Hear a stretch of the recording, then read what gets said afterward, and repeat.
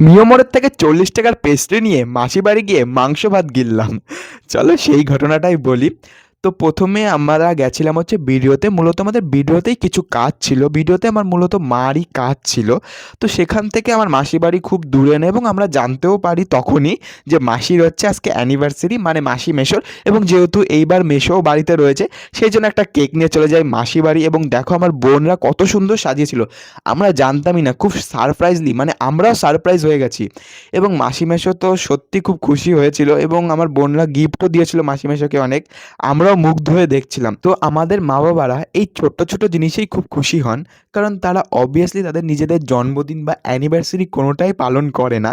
আমরা যখন বড় হই, বা মানে তাদের ছেলেমেয়েরা যখন বড় হয়, অবশ্যই উচিত তাদের ছেলেমেয়েদেরই করার। তো সেই জন্যই আমাদের মাসি মেশোই খুব খুশি হয়েছিল তাদের এই রকমভাবে সারপ্রাইজ দেওয়ার জন্য। তো আই উইশ মাসি মেশোরা এইভাবেই ভালো থাকুক, সুস্থ থাকুক। খাওয়া দাওয়ার পর বাড়ির উদ্দেশ্যে রওনা দিয়েছি। তো আজকে এই পর্যন্তই ছিল।